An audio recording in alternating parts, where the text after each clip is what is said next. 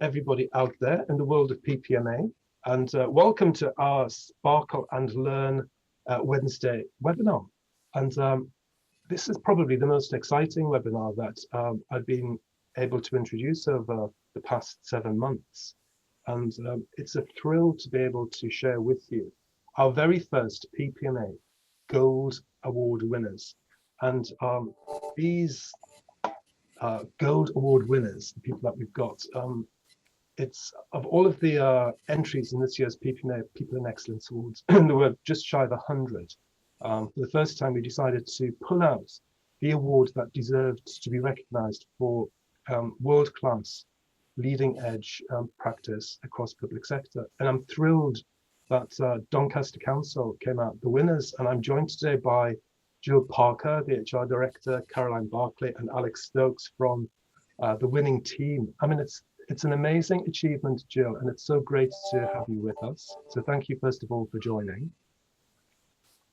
And before we kick off, what I've done with all of our guests is, so I'm just going to put you on the spot. I might pick up with Alex and Caroline if we've got time. One thing which has kind of surprised you or challenged you through this kind of journey of lockdown that we've all been through, for you personally, it's got nothing to do with your award at all, and it'll be just intriguing to find out what you can share with us. Yeah, I think it really is having that connectedness with your team. We are well connected through our virtual means, but it's not the same as having sort of that physical and social contact. We have a brilliant team. I think you do share a lot more when you are together, even though we are good sharers, as you'll know from today's session. But that's probably the main thing for me that stands out. Great. And thank you so much for joining. So with no further ado, I'm going to hand over to Jill. Caroline, thank you for joining us also, and Alex. And yeah, they've put me in charge of screen share. So if there's any technical issues, don't have any reflection on the team. I know Grace is kind of sitting in the background gasping in horror that Letham's in charge of technical. But here we go. And thank you, team. And I'll see you at the end of the session. Okay, thank you very much. I'd probably just like to kick off with a bit of introduction while we're just loading up the slides. There we go. And really from my perspective, I've been with Doncaster Council for a number of years, which I'm still very proud to say that.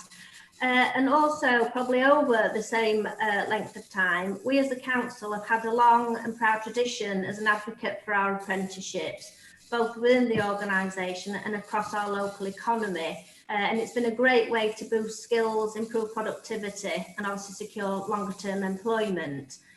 Historically though, we did have a limited range of apprenticeships that we did deliver in-house, but more recently we've now taken the opportunity to develop more innovative and creative approaches to expanding this, but also in successfully absorbing the requirements of the apprenticeship levy. And I'm thrilled to introduce my amazing team. So I've got Caroline Barclay, Alex Stokes and Linda Caulfield here today with us, who have continued to work tirelessly with some great enthusiasm and creativity that continues to build on our success. So Caroline's going to take us through our sort of strategic context, and then Alex will cover the overall programme impact. I'm more than happy to obviously share some Q&A at the end of that. Thank you very much. Okay, thank you, Jill, and to Nathan, can we have our next slide, please? Thank you. I thought I'd start off by just giving you a bit of a background to the catalyst for transforming our apprenticeships. So as Jill said, we had a long and proud history of apprenticeships and a real strong culture of apprenticeships across the council and the borough of Doncaster. However, at the time we started off the transformation programme, we had Doncaster Growing Together, a partnership strategy for the borough and how to develop public services across the borough in partnership, which led us to revising our workforce strategy around 5 main transformational themes to achieve that real key impact through partnership working. That then led us to looking at our apprenticeships and how to develop them. And it set off a bit of a review and a renewal of them. And we really considered, were our apprenticeships delivering and driving the transformational change that we wanted? And we decided that we did need to transform our apprenticeships in a similar way to transformation that was happening elsewhere. So we brought them into HR because previously they were allied to our regeneration services, and we integrated them and mainstreamed them into our HR and OD services. And at the same time, we integrated them into the council's wider workforce planning framework. So next slide, please.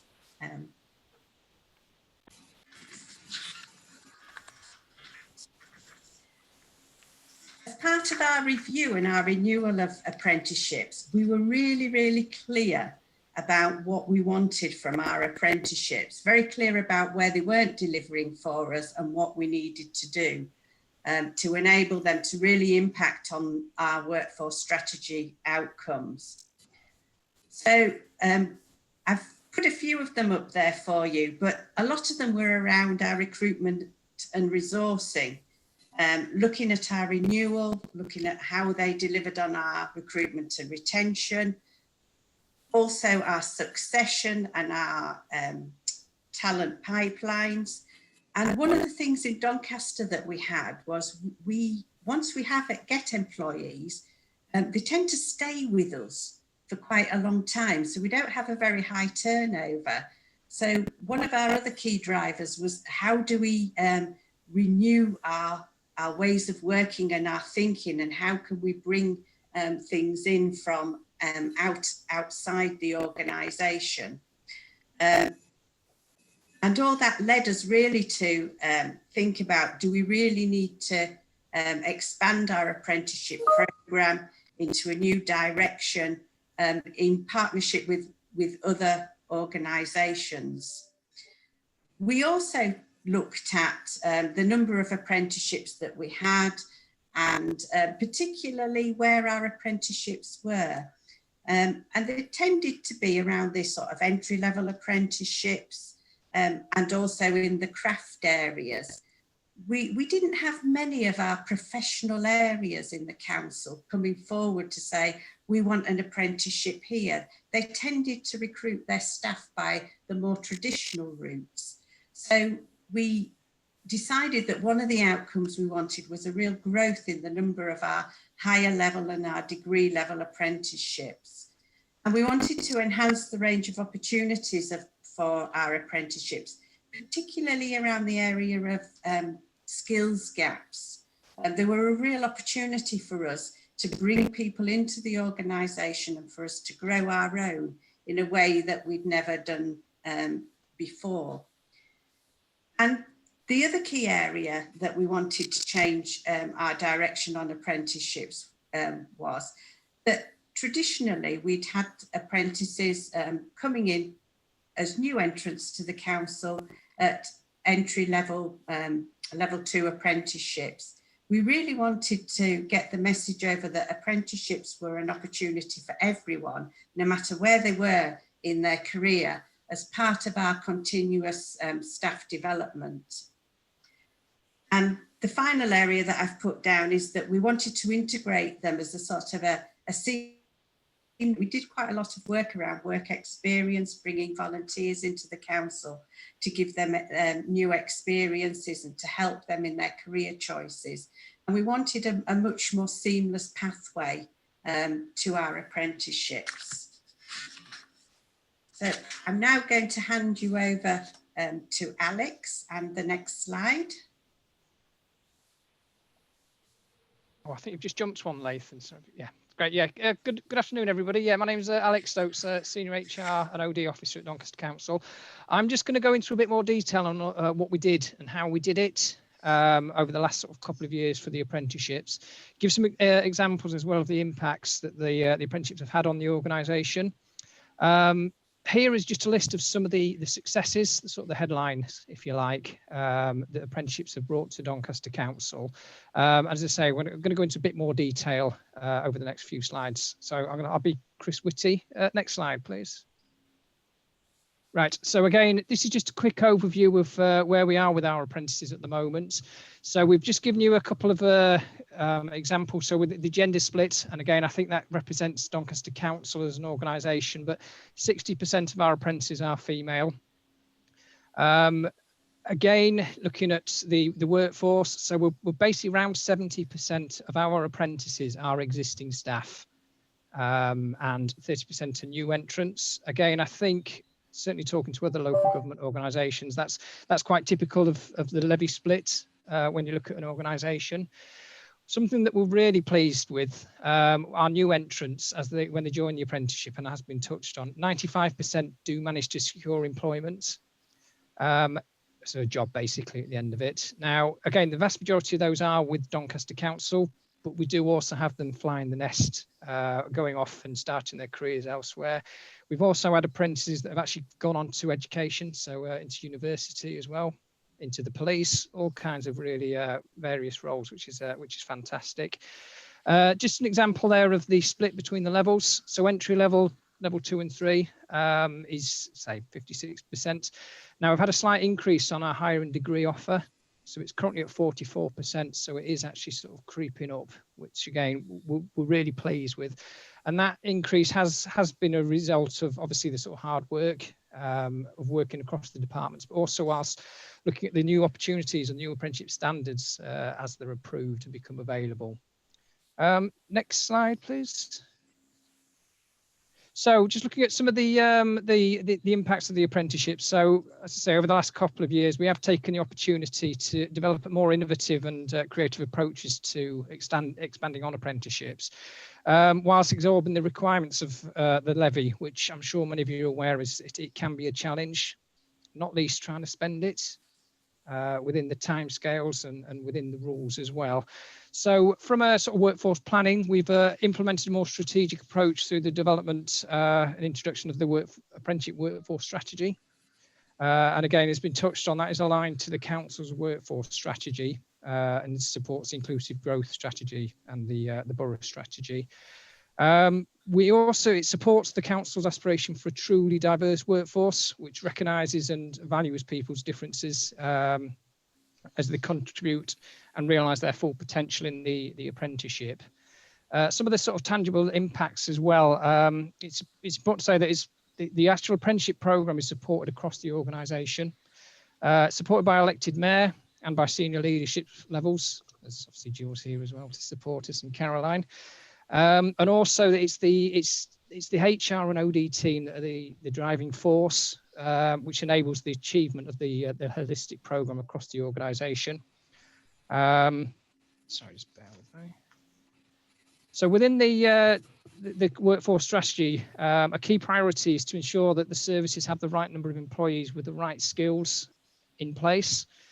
So we've done a lot of work working across the organisation. We've been looking at some of the sort of problem areas, and has been touched on. One of the biggest areas is the skills gap. So we've actually been looking at targeting specific teams or service areas for roles. I think it's fair to say, as we started off, it's kind of started with the quick wins.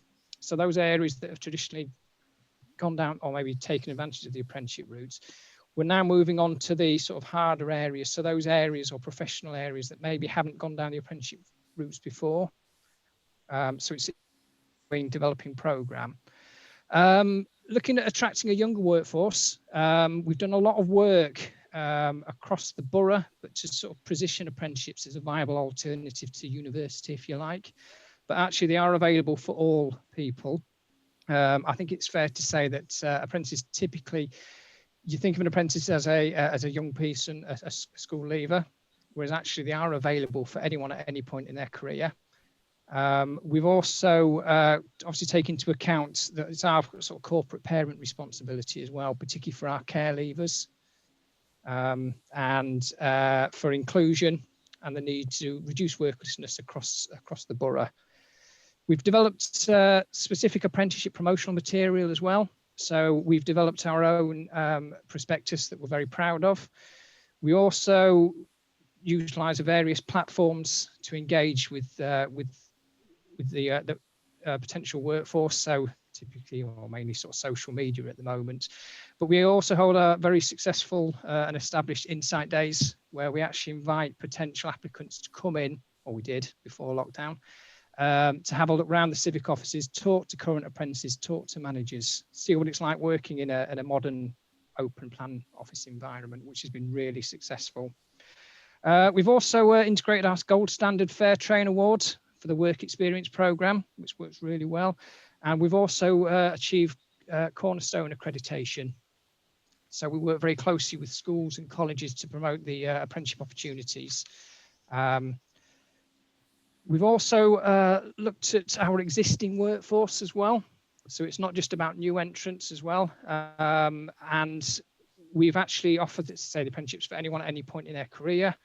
Our oldest apprentice, from a new applicant point of view, is 46 years, which I'm quite pleased with. And our actually eldest existing member of staff that started an apprenticeship was 62.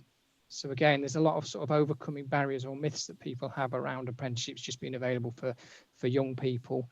We've got a very clear process for attracting the best candidates to Doncaster Council, so through the sort of marketing rules, but also internally. We're promoting apprenticeships as a modern resourcing solution. We're very proactive in identifying apprenticeship posts across the structured services as well. So, for example, we're currently working with the solicitor legal team to develop a solicitor apprenticeship, which again have traditionally gone through the sort of graduate entry route. And it's fair to say that they're getting quite excited about it as well, just to see that way of taking on a member of staff and developing them, growing your own, having that pipeline of bringing people up through the organisation, while still putting through that formal sort of HE training programme. We've also looking at identifying some posts that from a succession that can be converted to apprenticeships. Any sort of restructures or any alignments that are going on as well is, where can we get apprenticeships in there at any point at all? And just to reiterate, really, that the opportunity is there for existing staff as well, so from a career development and enhancement point of view. So I'll just move on. Could the next slide, please? So again, this is just more of the tangible sort of outputs that we've achieved through the programme. We've achieved the 96% against the government public sector target. I'm sure if there's any other public sector or large public sector employers out there, the government have targeted with making 2.3% of our headcount new apprentices each year. So we are working towards that. Again, like most organisations, I think we have been impacted over the last year with COVID. But also a year ago, we suffered the floods, which again sort of implemented on some of the traditional sort of numbers of recruitment that we would take on. We've had over 230 employers have started on an apprenticeship since May 2018. Again, just reiterating the fact that over 40% now of our apprentices at a higher or degree level. Managers are truly engaged across the organisation. If anything, we're sort of trying to hold them off at the moment, fend them off. There's a lot of interest in apprenticeships, and we're still at the realm of a university, so not all of them are flexible enough with their apprenticeship start. So there might be sort of September traditionally, but we are working with them to sort of offer more starts throughout the year, which they're getting more flexible. Our apprenticeship programme, we've got 28 different providers that we manage. Just to give you sort of an idea of the scale of the programme. I'll touch on the actual apprenticeships that we're delivering in a second. Can I have the next slide, please? Also quite pleased with sharing good practice. Always happy to share that. Sort of peer-to-peer support as well. But we've also supported local firms within Doncaster as well to try and pass on some of our experiences, some of what we've been through. And we've worked closely with some really large employers in Doncaster. So Next Distribution, we went into there to talk about the apprenticeship programme that we have in Doncaster Council. But we also go down and we will talk to smaller firms, so your sole traders or your SMEs locally as well, Just coming on to our engagements with schools, we've engaged with over 6,300 young people at events. Again, has sort of come down again due to COVID. However, we do still engage, and we are looking at developing our offer as well regarding engaging virtually with the potential workforce. We've been recognised nationally, not obviously with the PPMA award as well, but we've all been nationally recognised for our programme and our innovative ways of engaging, particularly with managers and staff through sort of online and virtual programmes. We're also an active member of the LGA Apprenticeship Programme, which is the Local Government Association for Yorkshire and Humber, but it does go nationally as well. One of the most rewarding areas of the apprenticeship work, I think it's fair to say for me, is actually seeing the benefit of our apprentices and seeing them grow and develop within the role. Many of our apprentices have actually been really heavily involved on the front line of our response to COVID. So they're involved with whether it's data analysts, with their community teams, but also they're involved in the floods as well last year. And they make a real huge impact on the lives of Doncaster residents, which is really, really rewarding to see. Can I have the next slide, please? This slide, just to give you an example of some of the 70 plus apprenticeship qualifications that we offer from level 2 to 7. The photo there, Rebecca, on there is a really good example of one of our apprentices that actually started in HR and OD just a couple of years ago in business administration. She's now just started her second year on a Chartered Town Planner level 7. Within her last year, so she was a trainee planning officer. She's also just in the last couple of months managed to secure a promotion to a planning officer. So she's doing really, really well. We're also looking at some of where we struggle to recruit in certain areas. So nationally, civil engineers, social workers are a real problem to sort of attract workforce. So we are growing our own. So we've had our first apprentices start on the Chartered Civil Engineering degree last month now, September. They started with us on a level 3 and are now off at university. We've also recruited 3 social worker apprentices as well. That are on the programme. Again, a way of bringing in that pipeline, growing our own and developing our workforce. Next slide, please. Okay, Caroline, I'll hand over to you. Thank you. It's not just all about us and what we've been doing. It's really focused around the quality experiences that our apprentices get. And also not just from the apprenticeship, but also from the integration with all the other learning and development opportunities that they can get through the council. So we thought we'd just put up a couple of quotes from them, so to see what they say. And as you can see, they typify the range of apprenticeships that we've got. So we've got quotes from our business admin, from our quantity surveyor, our accountancy, and our project management apprentices. So, and there's some more on the next slide, please. Thank you. And just a few more then there, really to typify what our apprentices think. Next slide, please.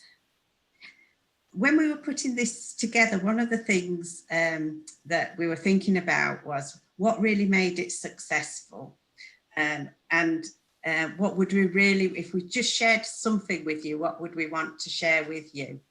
So I've just put 4 pictures up there really, which I think typify some of the things that underpin our success in this area. The first one is about reconnecting with the strategy and being really clear about what it was that we wanted from our apprenticeship programme and how it would deliver our workforce strategy. So this wasn't about doing things that other people were doing. It was around sitting down and saying, how can our apprenticeships really impact on the things that we want to do in the organisation as a whole? Engagement. I mean, I think Alex has mentioned manager engagement. If you look at the range of our apprenticeships and you go back 2 or 3 years, they were mainly the entry-level apprenticeships, probably in the craft with the a bit of business admin and the odd management qualification. At that time, we didn't have professional areas clamouring at the door to get apprenticeships delivered. And engaging our managers has been one of the keys to the success of this programme. Leadership is another key area, and I know Jill, you're sat there, and I'm sure you'll smile at this one. As you can imagine, when we started the review of our apprenticeships, we had to go and say to the organisation that we want to radically transform what we're doing with our apprenticeships. And by the way, we also want to close our in-house delivery service. So as you can imagine, that wasn't necessarily delivered with great rounds of applause. So, you know, one of the key things for us in making that happen was the leadership that Jill brought to the transformation that we wanted to achieve. And the final thing that I've put up there is the I can do it. And some of that's a bit about the perseverance, because I think when we first went for our with the ideas to the team who were at that time managing the apprenticeships to say we think we need to transform them, they weren't really that keen, but we did persevere, and we've got some amazing results as a result of that. But the I can do it also, I think, typifies for me something about us in Doncaster. And I hope this serves as a bit of a motivation if there's anyone on this call who's become a bit bruised and battered by inspections telling them that they can't do things. So that was us a while ago.